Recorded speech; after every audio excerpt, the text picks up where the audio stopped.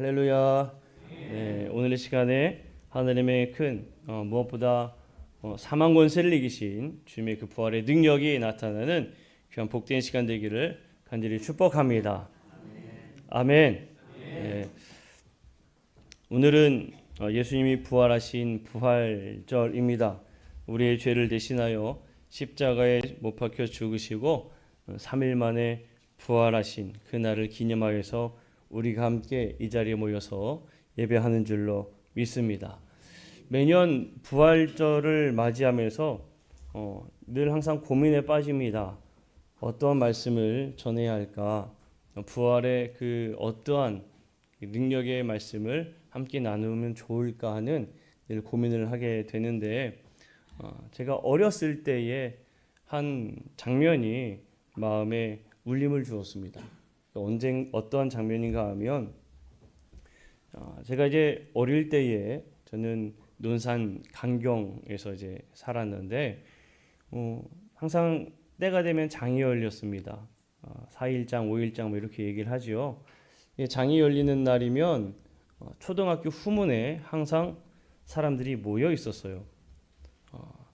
언제나 장이 열리는 그곳에는 누가 꼭 초등학교 후문에 지금 생각해 보면 왜 초등학교 후문에 그 자리를 차지하고 있었는지는 좀 의문인데 어떤 사람이 있었는가 하면 약을 파는 아저씨가 있었습니다. 약 파는 아저씨. 지금도 눈에 선한데 약 파는 아저씨는 항상 이 마이크를 셔츠 앞주머니에다 이렇게 쑤셔 넣고 그리고 열심히 약을 파셨어요. 그 약이 왜 필요한지, 왜 여러분들이 꼭 사야 하는지 이거를 아주 잘 설명을 하셨습니다. 뭐 지금 그냥 떠오르는 대로 이야기해 보면 이렇습니다. 조금 목소리도 변하시죠, 그래? 날이면 날마다 이렇게 이제 시작을 하세요. 날이면 날마다 오는 것이 아닙니다 하면서 집에서 밥할 때 요리할 때 쓰는 냄비들 쓰다 보면 까맣게 변해버리면 아무리 씻어도 새 것처럼 되지 않습니다. 하지만 이 약 조금만 바르고 몇 번만 쓱쓱쓱 닦아보면 새 걸로 변합니다. 그래서 이제 시범을 보여주세요. 세제를 옆에 준비해뒀다가 하고 까만 냄비를 준비해두고 닦으시는 거예요. 자, 여러분들이 쓰시는 세제 한번 제가 닦아보면 아무런 변화가 없습니다. 그러나 이 약 한번 써보겠습니다 하고 조금 바르고 몇 번만 바르면 반짝반짝 새 것처럼 변합니다. 이렇게 얘기를 하는 거죠. 자, 그러면서 마지막에 꼭 뭐라고 이야기하시는가 하면 애들은가 우리 친구들은 잘 모를 거예요. 옛날에 항상 그 약을 파는 아저씨가 꼭 장이 열리는 날이면 꼭 있었습니다. 그래서 사람들이 그 자리에 꼭 모여서 이 닦아서 변하면은 오 이런 감탄사가 꼭 나오고 그 아저씨가 꼭 이렇게 이야기를 하죠. 오늘이 아니면 살 수 없습니다. 지금이 기회입니다. 이렇게 팝니다. 뭐 요즘에는 아마도 이 집에서 보는 홈쇼핑이 그럴 겁니다. 몇 개 안 남았습니다, 여러분. 이제 곧 마감이 됩니다. 이렇게 팔잖아요. 그렇게 팔았던 제 기억이 나요. 근데 왜 제가 이 장면이 마음에 울림을 줬는가 하면 그 아저씨는 그때 당시에 이 약이 꼭 필요합니다. 여러분들에게는 반드시 있어야 합니다라는 것을 아주 잘 강조하면서 설명을 하여 사람들이 사게 만들었어요. 근데 우리가 부활주의를 보내면서 왜 꼭 부활하신 예수님이어야 하는가? 이 질문을 하기 시작했습니다. 우리나라 강원도 땅만한 아주 작은 이스라엘이라는 그 나라에서 기껏해야 3년 활동하신 예수님, 당시에 3년이라는 짧은 기간 활동하실 때에도 많은 사람들에게 깊은 감명을 주셨고 많은 사람들이 예수님을 따라 나섰습니다. 그런데 십자가에 죽으시고 부활하신 이후에 오히려 그 은혜는 제자들에게만 있는 것이 아니라 지금 2000년이 지난 우리에게까지도 그 영향력이 미치고 있다는 거예요. 그 부활절을 맞이한 세계 곳곳에서 부활하신 주님을 찬양하며 예배하고 기쁨으로 보내고 있습니다.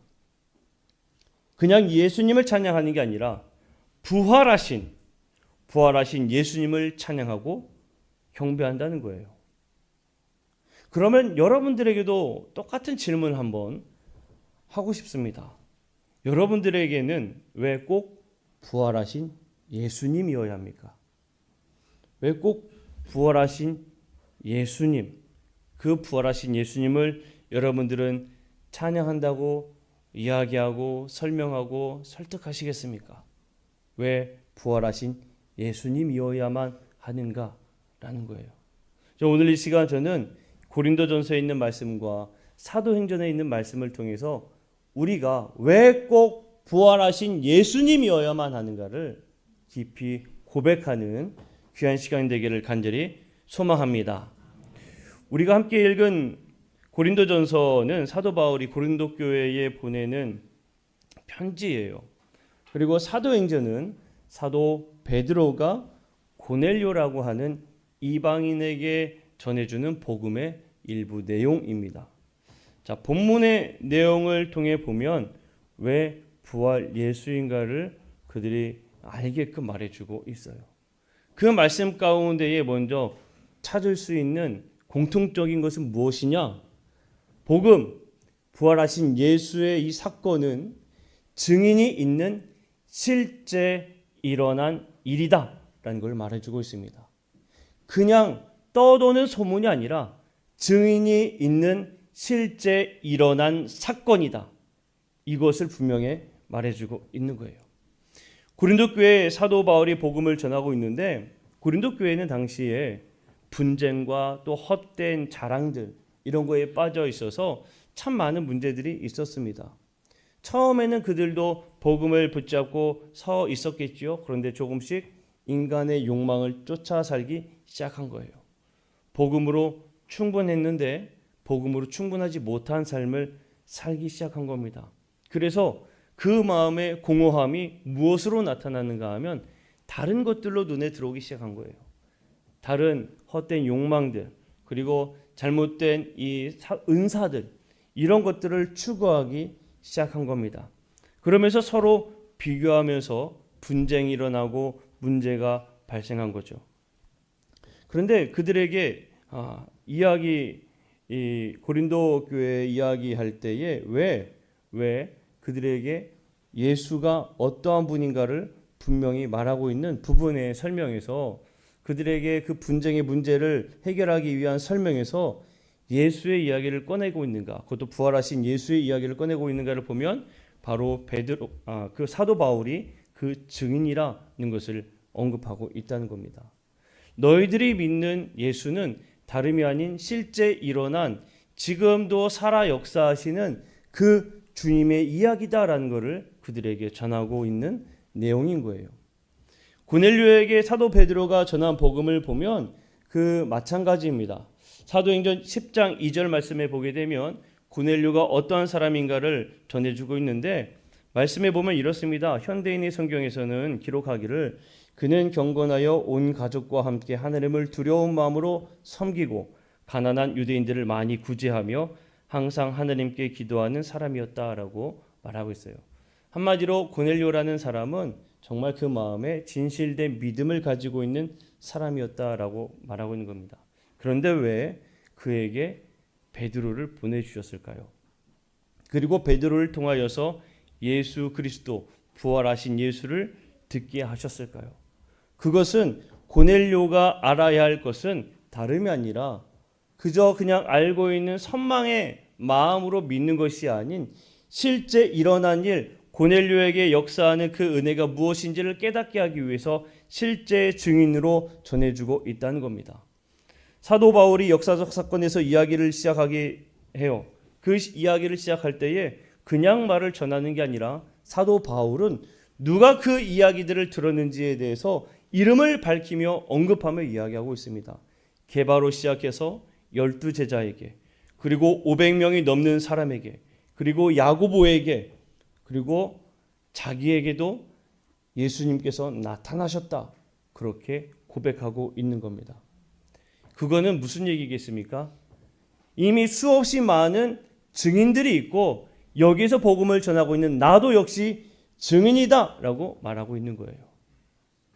여러분, 어떤 사건이 있을 때에 사건이 그냥 떠도는 소문이면 이게 사건이라고 말할 수 있을까요? 없습니다. 증거가 있고 증인이 있을 때에 그게 참말이구나 라고 이야기할 수가 있는 거예요. 그러니까 이 사도 바울은 고린도 교인들에게 너희들이 믿는 믿음은 헛된 믿음이 아니라 실제 일어난 일에 대한 믿음을 고백하고 있는 것입니다 라고 말하고 있는 거예요. 베드로도 역시 그렇게 이야기하고 있는 겁니다. 왜 예수 그리스도를 증거하는가 하면 그도 역시 자신에게 일어난 일을 증거하고 있다는 거예요. 고넬료에게 전하고 고린도 교회에 전하는 그 이야기는 실제 일어난 사건입니다 라는 것을 분명히 말하고 있습니다. 자, 그러면 여기에서 먼저 우리가 반드시 깨달아야 되는 게 있습니다. 부활하신 그 예수님의 이야기는 그저 오래전에 이어져 온 헛된 이야기가 아니라 지금도 살아 역사하시는 주님의 그 이야기, 실제 증인이 있는 실제 사건임을 여러분 믿음으로 고백하시기를 간절히 축복합니다. 이 일은 헛된 이야기가 아니오 실제 일어난 일이라는 거예요. 이미 수없이 많은 증인들이 있다는 것을 먼저 이야기하고 있어요. 그리고 두 번째로 알 수 있는 것은 무엇을 깨닫는가 하면 부활하신 예수가 답이라는 겁니다. 부활하신 예수가 답이다. 재미있는 부분은 이 고린도 교인들에게 편지를 보낼 때도 그렇고 고넬료에게 대답하는 그 대답 속에서도 그렇고 공통적으로 하는 이야기 무슨 이야기를 하는가 하면 부활하신 예수 그리스도에 대해서 이야기하고 있는 거예요. 왜 문제 앞에서 예수를 증거하고 있을까요? 그것은 다름이 아니라 그 모든 문제를 해결할 유일한 답은 부활하신 예수밖에 없기 때문에 그 예수 그리스도를 복음으로 증거하고 있는 것입니다. 사도 바울도 그 고린도 교회의 문제 해결은 예수밖에 없고 베드로가 이야기하는 고넬료의 그 문제의 핵심에서도 해결할 수 있는 것은 예수밖에 없음을 본인들이 스스로 직접 고백하고 있는 겁니다. 베드로는 어떤 사람입니까? 예수님을 끝까지 따르겠다고 고백했다가 예수님이 붙잡히신 날 사실 그는 배반하고 도망갔었죠. 어떻게 보면 정말 예수님을 믿음으로 고백한다라고 이야기에 부끄러운 사람이었습니다. 그런데 부활하신 예수님께서 오히려 베드로 앞에 임하셔서 베드로에게 네가 나를 사랑하지라고 직접 질문까지 던지시는 그 은혜를 주셨습니다. 그리고 그에게 새로운 사명을 주신 겁니다. 베드로는 부활하신 예수님을 만났고 새 인생을 가지고 복음을 전하기 시작했는데 그 복음을 전할 때에 이제는 예수의 이름 안에서 놀라운 능력들이 나타나기 시작한 겁니다. 3,000명이 회개하는 역사가 일어나고 일어날 때부터 서지 못했던 사람이 예수 그리스도의 이름으로 서게 되고 죽었던 사람이 살게 되는 그 놀라운 능력들이 일어나고 나타나기 시작했다는 거예요. 그러니 베드로에게 있어서도 문제 해결의 유일한 답은 부활하신 예수밖에 없다는 겁니다. 그래서 부활하신 예수를 고넬료에게 증거하고 있는 거예요. 바울도 역시 마찬가지입니다. 바울이 왜 자신도 예수님을 만난 그 부분을 이야기하고 있을까요? 다름이 아니라 그 자신도 그것을 경험했기 때문에 그렇습니다. 부활하신 예수님을 만나기 전에는 오히려 예수 믿는 사람들을 옥에 잡아 가두었던 삶을 살았었지만 그런 자신에게까지도 하나님은 사랑하시어서 그 부활하신 주님 지금도 살아 역사하신다는 것을 그 앞에 당당히 보이셨고 그가 복음을 전하면서 독사에 물려도 해를 입지 않는 일이 일어났고 병든 자를 고치며 마찬가지로 죽은 자를 살리는 그 능력이 나타나기 시작했습니다. 그 모든 것들이 무엇으로 일어났습니까? 부활하신 예수 그리스도 이름으로 이루어졌다는 겁니다. 이 모든 고린도 교회의 문제 그리고 고넬료에게 있어서 필요한 문제는 결국의 해답은 부활하신 예수 그리스도다라는 것을 말해주고 있다는 겁니다. 왜 부활 예수인가? 다름이 아닙니다. 예수님의 죽음으로 악한 사탄 마귀의 가장 큰 권세인 그 사망에 패배한 것 같았지만 다시 살아남으로 인해서 결국 모든 악한 권세를 이기셨음을 당당히 선포하고 있는 선포입니다. 그리고 이를 믿는 자들에게는 예수의 이름으로 놀라운 능력과 권능이 주어진다는 것을 우리는 깨닫고 고백하는 줄로 믿습니다. 풀리지 않는 문제를 해결하신 분은 오직 사망 권세를 이기신 예수밖에 없음을 말해주고 있는 겁니다. 분열의 악함을 물리치고 화합으로 화평케 하시는 분은 부활하신 예수 그리스도밖에 없음을 말해주고 있는 겁니다. 채워지지 않는 갈급함, 영혼 구원의 확신, 영원한 생명이 되는 길은 오직 부활하신 예수 그리스도밖에 없음을 그들은 말하고 있는 겁니다. 그래서 부활하신 예수를 믿어야 하고 부활하신 예수를 의지해야 하는 겁니다. 우리에게 왜 부활 예수인가? 바로 이 답이 여기에 있다는 겁니다. 사랑하는 성도 여러분, 예수님은 부활하셨습니다. 부활하셨다는 이야기는 무슨 이야기입니까?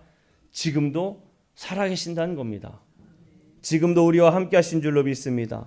지금도 살아서 역사하신 줄로 믿습니다. 우리와 함께 하십니다. 믿음으로 고백하는 우리에게 은혜를 베푸신 줄로 믿습니다. 예수의 이름으로 선포할 때에 그 능력이 나타나는 줄로 믿습니다. 우리가 이 믿음을 가지고 나에게는 왜 부활 예수가 필요한가? 나의 모든 것을 해결하실 유일한 답은 예수밖에 없기 때문에 우리가 이 믿음으로 고백하는 우리 모든 성도님들이 되시기를 간절히 축복합니다. 우리 함께 말씀을 생각하면서 나눈 주를 섬기는 것에 후회가 없습니다. 우리 뜨겁게 찬양하고 말씀을 묵상하며 다시 한 번 더 마음에 결단하는 함께 기도하는 시간을 갖기를 원합니다. 우리 함께 찬양하겠습니다. 나의 평생에 가장 복된 일은 내가 예수님을 만난 것이라.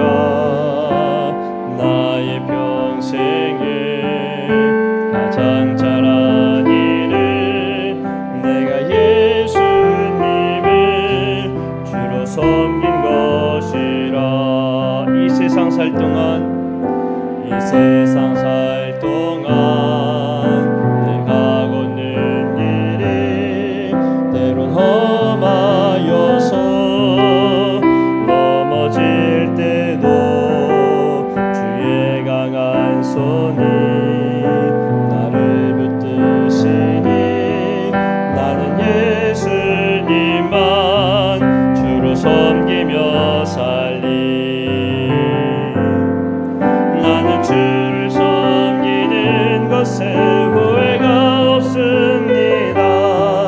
내가 걸어온 모든 시간 다 주의 은혜니 내가 걸어갈 모든 날도 주만 섬기며 살리. 오직 예수 이름 부르며